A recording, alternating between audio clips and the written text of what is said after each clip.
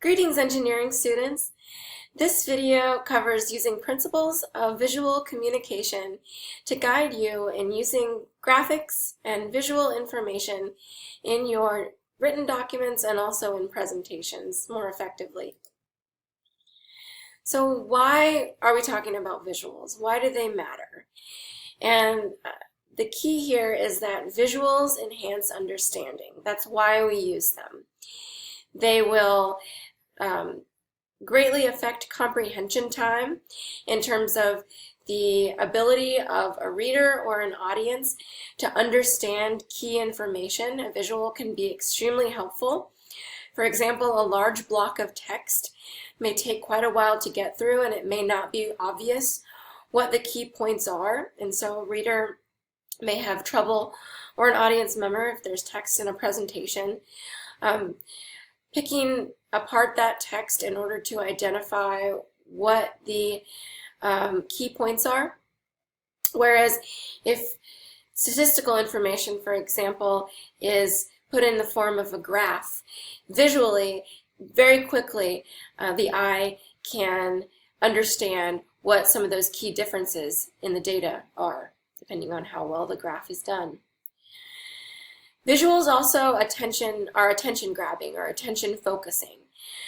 They help the eye to draw attention. They draw attention for the eye to a specific place in a document or in a slide, and they call attention to the information that's presented there.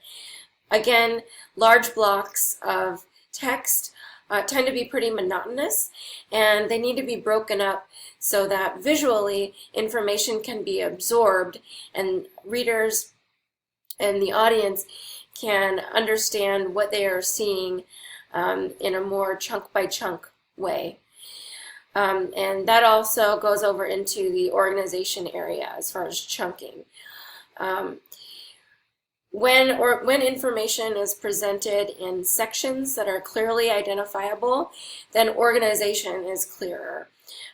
When headings are clearly identified, when they are in heading format, for example, the organization of that paper is going to be a lot easier to understand than if a document was just presented as a large block of text that was all the same size. Okay, so the organizational element's also important. Some of the topics I'm going to cover in this presentation include purpose for visuals. Yes, all visuals should have a specific purpose, and as a presenter or a writer, you should know what that purpose is as you're deciding what visuals to use. Then you'll decide what kinds of visuals to use or what types of visuals. So you've got a purpose and a reason why you need a visual, and then you're going to be deciding which one to go with depending on that specific purpose. Knowing about the rhetorical patterns that you can represent with visuals will help you also to decide what type of visual you want to use and how you want to use it. It'll also help you decide how you want to frame it or explain it. And that's also an important part of visuals. Just dropping them into a slide or into a document with no explanation in general isn't going to be helpful. It's going to be confusing overall, so you need to frame your visuals as well. And finally, we'll consider visuals critically overall as a sort of conclusion. Okay. So the purpose for visuals.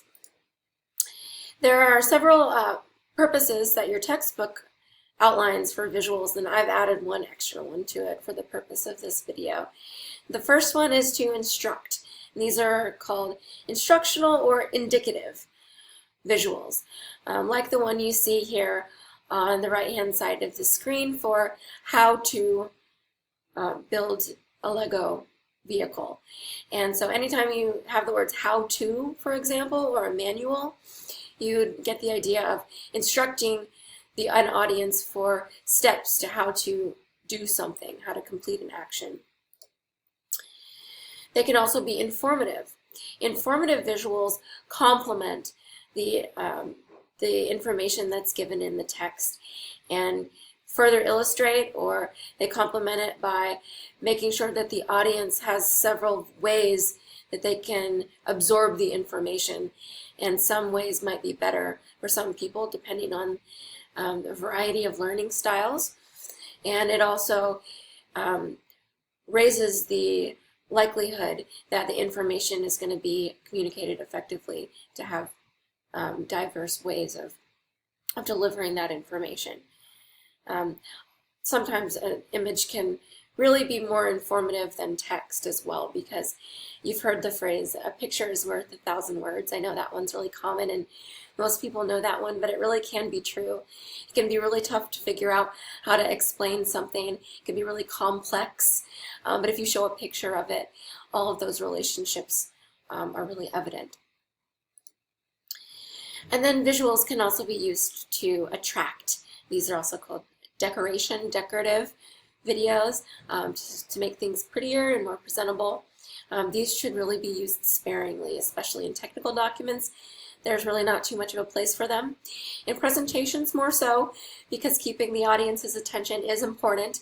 But in general, as engineers, you should be focused on instructing and informing with visuals, and then also organizing. I want to be sure that I mention organization as an important function of visuals, because visual organization in a document comes from, as I mentioned, headings, bullet points, as well as paragraphs, and that visually is going to be really important for viewers or readers to understand how the information is being presented and to follow the flow of logic in that information.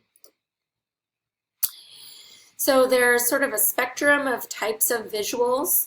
Over here on the left-hand side, you see an arrow, and the top represents more textual visuals.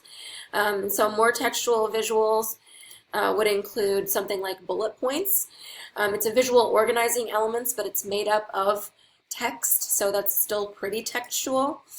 A table, same thing there. It's a little bit more visual. You've got the a little bit more choices when it comes to words in space and placement, but it's still on the more textual side.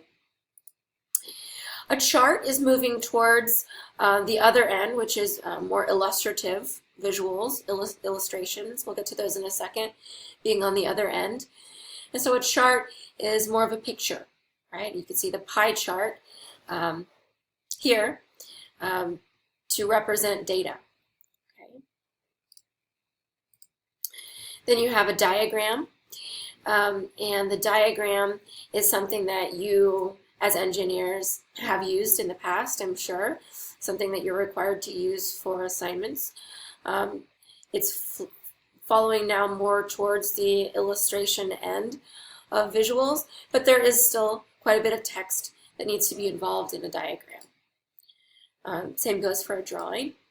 And then you have illustration here on the bottom end. That's really a more visually centered type of graphic that you'll be able to incorporate. Here in the middle of the screen, you'll see some of the other various types of mostly charts and graphs.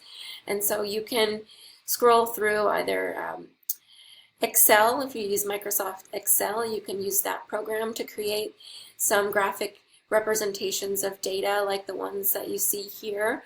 And then there are various other programs which you can use to create these sorts of representations that could be helpful, particularly for supporting points that require interpretation of data to strengthen the claims. Now I want to talk to you a bit about some of the rhetorical patterns that are present in visuals. You see an illustration here on the right-hand side of infographics, and there's this one with the two concentric, the two circles, and you see how you've got graphics and information, and then there's the area in between. They're separate circles, and then the area in between is the overlap. So that's a good example of how an image can show a relationship between ideas. And that's really what we're talking about when we talk about rhetorical patterns. So descriptions are a good place when an image or a graphic might be helpful to describe something, how it is, so a visual of it would definitely be descriptive. And then process description is moving one step forward with that. So it's not just a description of one phase in the process, but then steps. And this is again where that how-to might come into play, or a process, how something works. You have comparison and contrast. And then there's also analysis. So analyzing perhaps the parts of a specific structure. Okay, finally I want to talk to you about framing visuals. Framing visuals, it's very important to frame visuals as you incorporate them, again, as I mentioned earlier, and not just leave them hanging in the middle of your document or your screen, because they're not going to be effective unless you explain them, unless they're purely decorative, right? If they're decorative, then that can be fine. But if you want them to support your main points, you have to connect them clearly with your main points, like all other evidence. So here in the visual, you see some examples of different ways you might incorporate visuals into documents or slides. In the first one, all you have is the text. All you can see, the only visual there is the heading and the text, which is an organizational visual element.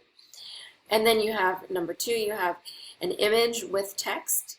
And then number 3, you have some text, but mostly the image. And then 4, you have only an image. So you see some of the different iterations of how you might combine images and text. All of these may be appropriate at some points.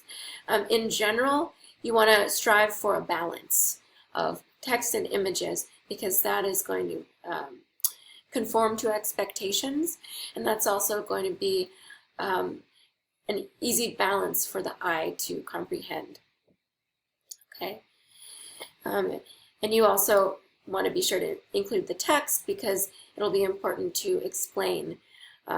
It may be less important to explain in a presentation where you have a video, for example, where a picture might be appropriate, but then you would want to explain with your words. You'd want to verbally explain. You want to be sure to include context in the visual if needed, in the form of labeling. I mentioned balancing text and images, and then you also want to be sure to use IEEE formatting when you're giving a citation, if an image comes from somewhere else, or if that information in the image that you created comes from a source. So in conclusion, I want to end by urging you to consider your visuals critically and think critically about your visuals. The guy in the funny cartoon in the middle saying, "I'll pause for a moment so you can let this information sink in," obviously hasn't considered his visuals well enough in terms of how his document will be able to absorb this information. He may have a lot of great information up there, but it's not going to be helpful for the audience. It's a jumbled up and confusing, disorganized array of information. So don't be like him. Think about your visuals critically in order to make them useful for your audience. So be sure to determine the purpose of your visuals as you're deciding what kinds of visuals to use. Then choose the type of visual that's most appropriate for your purpose. You'll want to be sure to understand the value, the rhetorical value of your visuals, so that you can incorporate them adequately and effectively into your communications. And lastly, be sure to incorporate them effectively by framing them, by explaining in the text and also using enough labels and information in the visuals themselves to give indications about how they support your argument. I hope this information was useful to you, and good luck creating visuals.